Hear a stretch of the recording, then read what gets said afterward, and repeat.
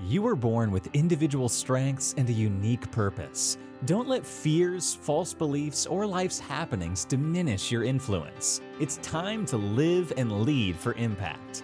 Host Kirsten Ross, expert of transformation, will help you defeat the drama and overcome the trauma that can stop you in your tracks. You'll gain focus, find confidence, and take bold action. Unleash passionate, purposeful you. Let's go. Welcome to Live and Lead for Impact. I'm Kirsten Ross, your host, and this is episode number 197.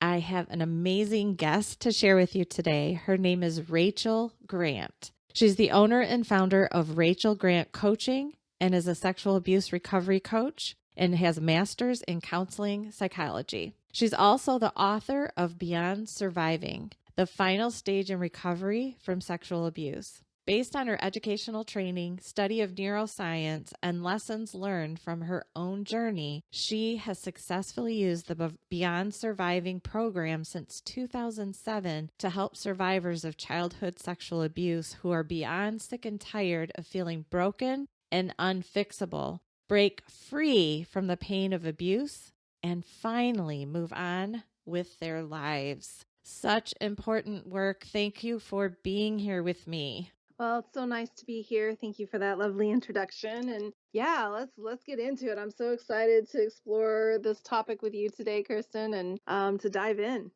Yeah, so tell me, so we got a little sense of the work that you're doing right now, and I don't know how much you want to dive into the whys behind your work, but tell me what work you're doing right now, how you're serving people in this work, and the impact that you're making in the world. Thanks. So yeah, the day-to-day for me is with men and women all over the country, all over the world, walking them through the Beyond Surviving program as a sexual abuse recovery coach, which was in some ways something that I just made up. I mean, I did my master's in counseling psychology and I studied neuroscience and I got my background, education, as well as, of course, my own hard knocks, just life learned lessons from my own journey of healing from sexual abuse. But ultimately, I knew I wanted to go into coaching instead of therapy and just had to kind of carve a little bit of a lane to do that, mostly because I really, in my work with my clients, am focusing on a transition from a stage of healing where people are kind of, talking about and reflecting on and having that space in order to kind of get a little bit of a sense of connection between why they're struggling and what happened. Which is a great place for therapy, but I wanted to really lean into more of the what do we actually do about that? How do we heal that? What are the interventions and tools and strategies? And so that focus really is born out of my own frustration in healing. I was sexually abused by my grandfather, starting around thank you. Around the age of 10, and it went on for some time until my mom eventually recognized what was happening. And he was, taken out of our home, which was, awesome. My parents, did a great job when it comes to that. But really the impact of that trauma stayed with me for a very, very long time. And like so many people who experience abuse, I just wanted to pretend that everything was okay, that I was okay, like nothing to see here. So, I just went into that place of denial for a very, very long time. And, eventually I reached a place in my life where I couldn't do that anymore. I was trying to have a relationship and it was pretty clear that I was a mess and didn't understand boundaries or how to trust or was very emotionally immature. So I started therapy and it was helpful to a point. But when I started to get to a place of wanting to understand how to really shift, I was pretty disappointed with the resources that were there and kind of the lack of attention to even belief that I could heal. A lot of what I was getting back was things like, oh, this is just kind of normal. It's how it's going to be. So, you'll be dealing with that for a long time. And oh, yeah. Who wants to hear that? Like, wow, you're fired. That cannot be the answer. Yeah. Yeah, and so that's what really that along with, a couple of life moments, transitions that I was going through in 2006, kind of going through a divorce, leaving an abusive relationship and really facing myself. I just had this overwhelming feeling of like, oh my gosh, if I do not do something like right now, I am going to spend the rest of my life just surviving, just kind of white knuckling it through, but Mm. not really living. And so that's what really set me on the path to do the work that I do today. So can you, I'm sure listeners, most of us have a sense of what's involved in counseling. And then I definitely know, like what leadership coaching looks like, things like Right. that. But can you just go into a little bit more depth about kind of where those gaps were and how you fill those gaps with the work that you're doing now? Right. Well, my choice to become a coach instead of a therapist boils down to a few things. The first is I wasn't really interested in looking at people through the lens of diagnosing. I mean, therapy relies on that, quite honestly, mostly because of insurance Mm-hmm. requiring it. I think a lot of therapists would be just as happy not to do all of that diagnosing, but the way that that system is set up for insurance reimbursement, you have to give a diagnosis. And I wasn't really keen on that. I didn't really see what I was feeling, what I was experiencing as a diagnosis, certainly also because of misdiagnosis that had happened to me so many times in my life because of a lack of even trained professionals being really trauma informed. Mm-hmm. So that was not of interest to me. It was also important to me to be able to work in a little bit more of a structured way. In therapy, people, they land on the couch and it's kind of like what's on your mind, what's present today, what's up, what are we working with?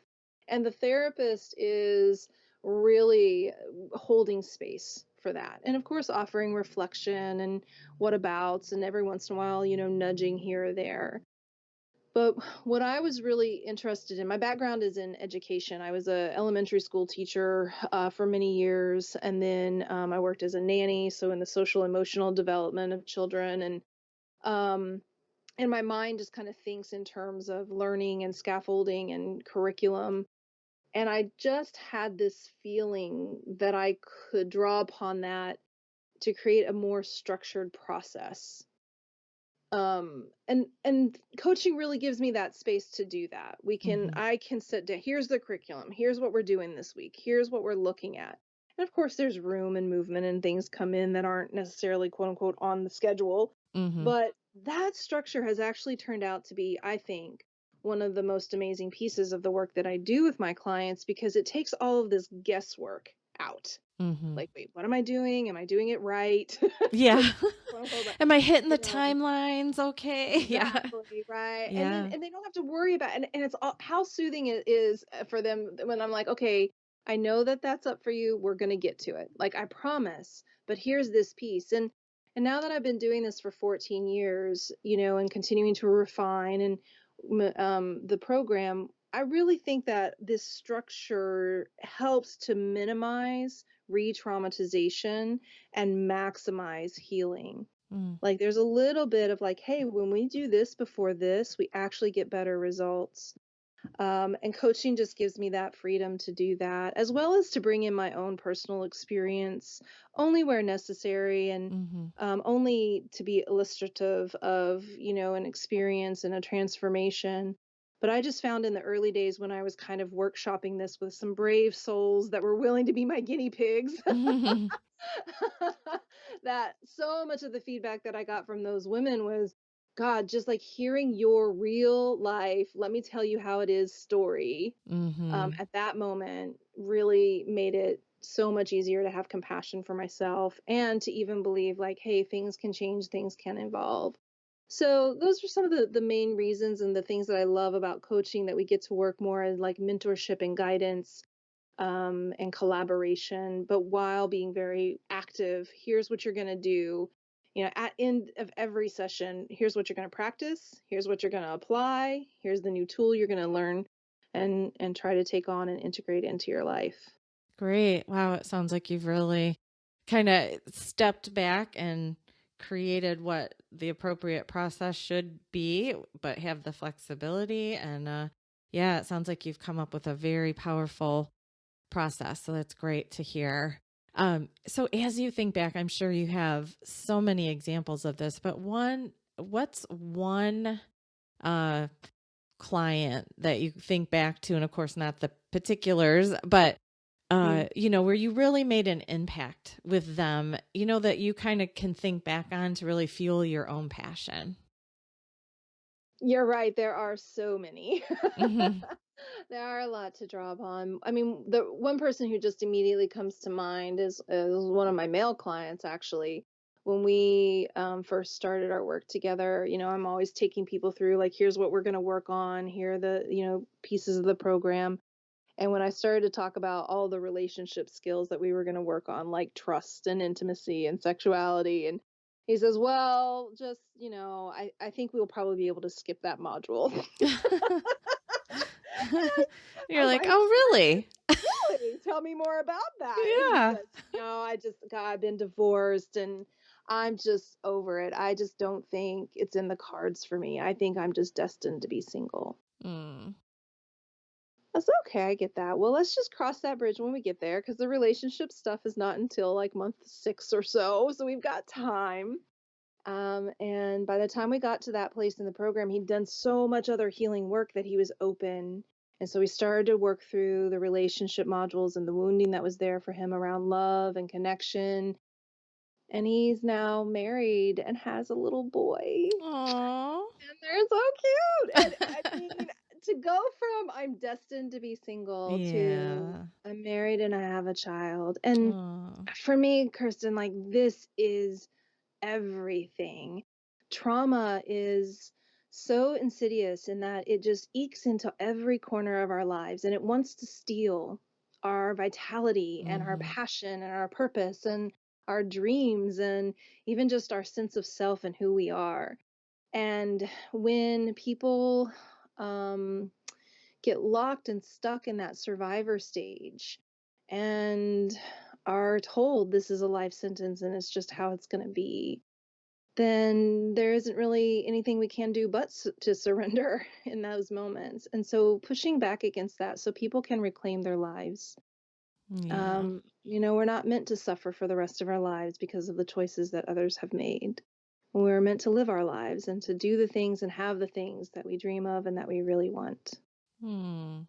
Well, I love that. And yes, I'm sure you have so many other stories similar. So thank you for sharing that one. And that is really inspiring. And I'm sure that it can increase hope in people who are listening too.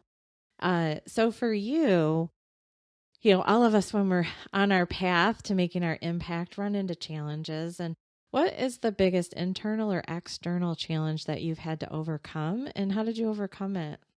Hmm.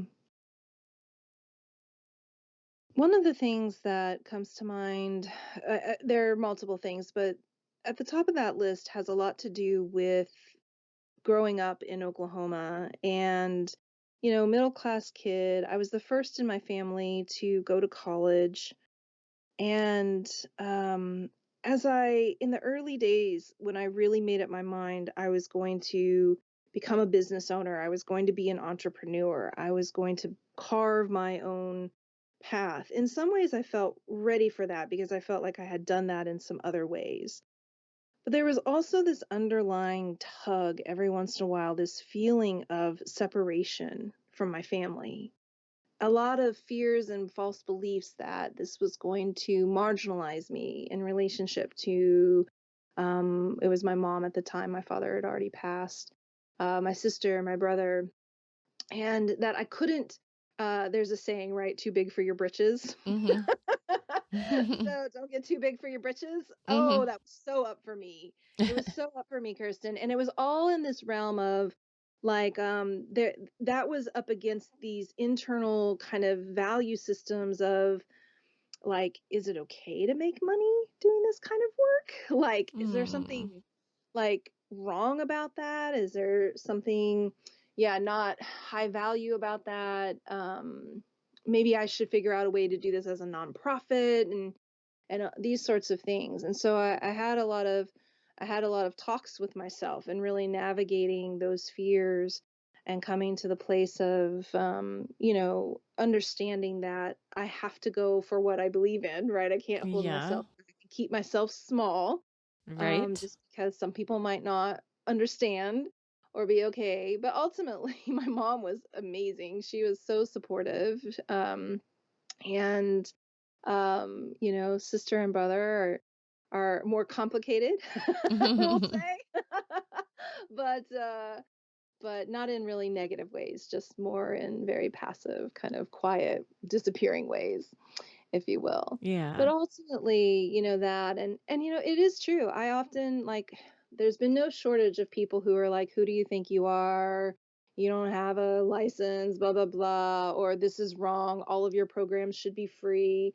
There's certainly been that pushback, but I've found my way to be able to answer those objections with myself, of course, first, Mm-hmm. and then as they come from others from time to time. Well, and the reality is you're doing important work. And if you don't get some form of income so that you have a roof over your head and food, you don't get to continue to do the important work. And if you Yeah. had turned it into a nonprofit, now a good chunk of your time, at least until you get others helping you, is in fundraising Right. versus doing And the having worked important in work. nonprofits, I'm like, no, thank you. No, thank you. That's exactly Yeah. right. It's exactly Yeah. right. It's like, which cross do you want to bear? Right. And, but it is a part of the reason why I have, free program. I do have free programs. I have a monthly, support group that's donation based, the adult survivors of child abuse monthly meeting. I have my Facebook group is 5,000 strong and growing. And oh my gosh, that space is just so amazing. Seeing the conversations there, beautiful team of volunteers who help moderate that group. So once I really got my footing, I mean, that was one of the best pieces of advice that I got from my mentor coach along the way, because I was so adamant about, like, I need to have free programs. I need to have low cost programs. I need to have sliding scale programs, right? And my mentor coach is said, you must make sure there's food on your table Yeah, before you can feed others. that's right. And I got my footing, I got established, and that has given me the capacity to now be able to give out, more resources and make sure that people who are on limited budgets still get access to healing. Oh, that's amazing. Yeah. And that's the way to do it. Yeah. But you can't give everything away for free. You just can't. No. So, because, yeah, no, we need you doing this work. So, yeah, I'm just wanting to be like, drop that guilt. Yeah. Let that be Yeah, gone. bye. No boss. Yeah. Oh yeah. When I get those notes these days, I just laugh at it. I'm like, really? Yeah. Particularly the ones that are about like degree and experience. I'm like, how many PhDs did I sit with who just totally messed me up? Uh Like they huh. actually did more harm. When did we get the idea, that a degree is all of a sudden a pathway to knowing and being skilled and expert? Well, Um, and I mean, we're not going to turn this into a whole, like, I don't know, negative situation or anything, but it's like, also, it's so funny because, like, someone who has a job and is getting paid for their work, sometimes they're the ones that are a little more apt to, have opinions about you charging. I'm And you're like, saying, oh, I'm yeah, sorry. yeah. I thought you were getting paid for the work you're doing. Like, oh, you do that job for free? I didn't know you were a volunteer. Right? Exactly. It's good. No, it's all good. And I mean, this is when we're thinking about just being out in the world on all kinds of levels. We get feedback, right? People have opinions, people have thoughts and ideas about what we're doing, about who we are. And when you've experienced trauma, I mean, had I come at that stuff like years and years ago, I would have been a mess, Mm-hmm. right? So a huge part of my healing journey, and then what I try to pass on to my clients, is that capacity to hear and receive, but then filter, Mm-hmm. and to decide, have a proportional response to the things that might be negative or hard or painful in Yeah. your life, so as not to get totally derailed. Yes. Have those particular trusted advisors and then the other people, because that's a Yep. privilege to get to speak into your life and they have to Mm, meet the criteria to give their 2 cents. mhm. Yeah, I like that. um, well, so tell me, how do you stay motivated and moving during tough times? What would you share with others? Mm. I mean, when I'm starting to feel maybe overwhelmed or first of all, I just also understand like I really work in energy cycles. So like I have times being intuitive. I have high times where I'm really productive Mm-hmm. and I'm really on it and I'm working. And then I have times where I'm not. And used to, before I really understood that energy cycle, when I was in that kind of downswing, whoa, I would really beat myself up. Mm-hmm. And I'd also feel a lot of fear, like what's going to happen? It's all going to fall apart. See, I'm never going to succeed. Blah blah blah blah blah. Ugh. And of course that makes it worse. Right. Yeah. All now the little bit of energy you had left is going all towards It's beating yourself gone. up. Yeah. So what I do is I really relish the moments of when I lack motivation. I relish it. I'm like, okay, I'm replenishing. Yes. Maybe I just need some space or some distance from what I'm working on or what I'm thinking about. Oftentimes in the quiet is when the answer comes, rather Yes. than when I'm sitting there trying to make it happen. Um, so giving myself lots of permission to slow down, to take that time, to feel unmotivated. Like I'm just gonna sit in that for a little bit. It's okay. There's nothing bad or wrong. Eventually, I trust it now that my instinct, my ultimately when it's a calling, you can't get away from it. So it will come back. The Mm-hmm. energy will come back, the motivation, the intention, the spark. And as my business has evolved, I've been able to find more space for myself. Back in the day, I was like 7 sessions a day, back to back, like, trying to do it all. Yeah. But, I think ultimately we have to be careful about burnout and secondary trauma and these sorts of things. And so just giving myself space and time and dancing, quite honestly, like when I just need a little moment, like I just need an energy shift and I need to yep, I need to get it done. I can't wait. I got to do it. Like I'll throw some music on, I'll dance around. And that usually gets me back into my body and into my motivation and into my energy and I can go for it. Yeah. Those are good tips. I tell you, I can't tell you how many clients I've had. Like we just live in this like go, go, go. Oh, And I fall miserable. prey. Absolutely. I'm always like, I got to Yeah. fill all the minutes. I'm an efficiency junkie. I just want to, oh, I've got Mhm. 3 minutes. What can I get done in Right. this little like window of time? And so one thing I've encouraged clients to do is think about that downtime. I just call it a cocoon phase. Like you're going through a metamorphosis. So like Yes. something is happening, something important. It's like we have to Mhm. assign some kind Mhm. of positive outcome out of the Yeah. downtime in Yeah. this crazy world that we're in. But yeah, and you're right. Like that in those quiet moments, like that's when the creativity can start and all of that. I Mhm. literally just a couple weeks ago had a client. I was in a leadership team meeting with she and her team, and she was clearly not feeling well. We were on a Zoom, and I was like, and I could still see her like in the corner. I'm like, "Are you okay?" And she's like, "I am really not feeling well today." And then she ultimately like turned her video off, so we couldn't see her. And so then I Mhm. had an individual session with her a few days later, and she still wasn't feeling well. And I'm like, you have to take a break. And she Take a was doing break. all this Yeah. pushback. So I literally picked up a notebook. I'm like, I'm writing a prescription. I'm like, you're Nice. not allowed to do Oh, anything this weekend. Like, no, like yeah. stay in your pajamas. And finally, and she booked a massage. Someone like to come right to Oh, her good. house. And by the next week, she was like, oh my gosh, you were right. I needed that. And I'm like, yes. Mm. I'm like, listen to your body. Like, don't wait until your body makes you take a break. Which I'm sure she was Yeah. about at that point. Like we just, It's so critical. It's yes. so critical because, as you say, we're in a culture where productivity Mm-hmm. is like, the golden child of everything. What did you produce today? What did you get done today?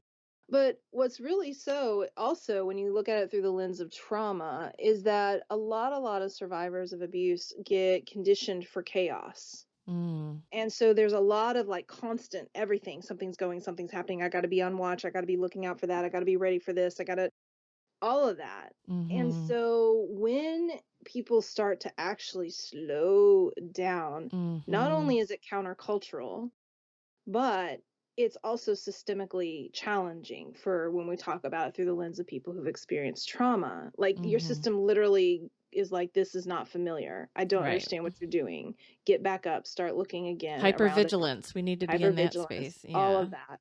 Mm. Yeah. And so for me, like one of the best moments of my life was when I was sitting on the couch, one time and I just went, "Oh my God, I'm so bored."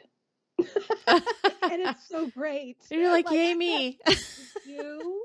I don't have any problem to solve. I'm not in the midst of some big uproarious thing, situationship, like none of that is happening. I'm just at peace. Aw, that's And nice. what a huge difference. And, that was compared to certainly how I felt in my teens and in my 20s, even into my early 30s. And yeah, so finding that giving ourselves that permission is fascinating in the midst of COVID, how so much like we've almost been forced to face it, that this productivity thing and the go, go, go doesn't actually work, and that there are other ways that we can live and still thrive. That's certainly not to discount the many, many people who are having such a hard time right now. Mm-hmm. Um, but it has been fascinating to see how many people are like, whoa, I don't think I'm ever going back to an office, or I'm not doing that 5-hour commute anymore. Like, what was I thinking? Mm-hmm. Why was that my normal? And that was okay. And I thought I had to do that. These sorts of things. Yeah. Yeah, it'll be interesting to see, yes, how society kind of transforms coming back out of this.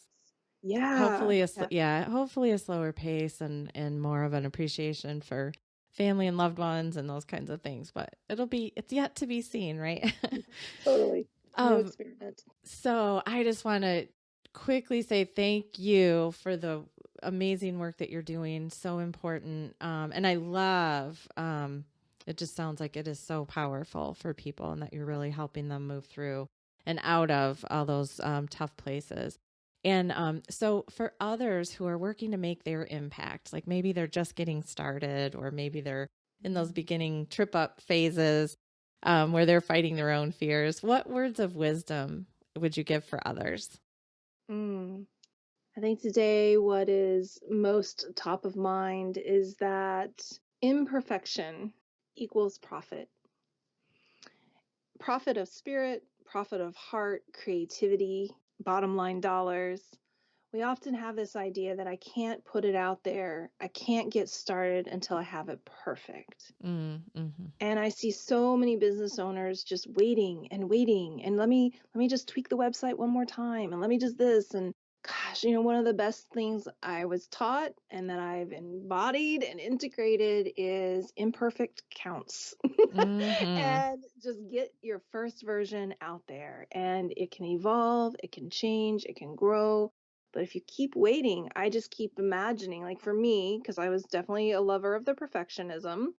But for me, I just kept imagining every woman waiting and every man Mm-hmm. just sitting there waiting, like almost like tapping their toes, like, could you get over it already? Because like we need this. Yes. I want everyone to visualize that for the impact they're working to make. That is so good. Yes, people just twiddling their thumbs. Like, Yeah, come right. on. Like, really, do you care? Do you really care about that semicolon right now? I need this help, right? Like, seriously. So, The yeah, that was, logo's good enough. yeah, that's Don't even it. care. They don't even look at the logo, right? I love Totally. that. Well, and I always say too, when you're working towards perfection or not leaping until you think you've met perfection, you have a million unanswered questions and you're trying to what if a whole bunch of scenarios because you don't Oh, even know what the definition of perfection is. I my mean, it's God. not even until you launch that you can figure a bunch of things out. So you might as well just launch, one, because like stop the people from twiddling their thumbs waiting on you, but two, Yeah, like then you can already be in the process of making it better. You know, the thing that you put yeah. out isn't the end all be all. That's just the start. So Oh, go. absolutely. Yeah, the Beyond Surviving program of today is so much better and so much more evolved because of the people who've gone through it and said, that didn't work. That worked better. Hey, how about this? Why don't you add that? But I would never have any of that information if I weren't putting it out Yes. there and giving it a go. Yes. Oh my gosh. So funny. That is what I'm always saying. I'm like, let's go. Even like my start to the podcast. That's the end of it. Like, let's go. Like, let's just go. Like, come on, go already. So I love that. And I really I want everyone to like stop and take note of that. That is powerful. picture the people that you're going to serve with your impact, that the change that you're about to make. They're waiting. The world is waiting. So just do it. Yeah, so cheers to that. Thank you so much. Oh my gosh, you've given so many nuggets and powerful work that you're doing. I so appreciate it. Guys, reach out to Rachel. You can find her at rachelgrantcoaching.com, which is RACHEL Grant, GRANT, coaching.com. And that link, along with her social media, will be on the show notes. You can find the show notes by going to defeatthedrama.com and then click on the podcast tab and look for episode 197. And if you're struggling with a family business challenge or something standing in the way of you making your impact and you want to just have a quick breakthrough, grab a spot on my calendar. I mean it. Go to defeatthedrama.com/call, grab 30 minutes. You're going to have a breakthrough within 15, and then maybe we can talk some next steps for the rest. So get out there, make your bold impact. Think about it. There are people waiting, twiddling their thumbs, tapping their toes, waiting on you. So get ready and go and make it a great day. Thanks for listening.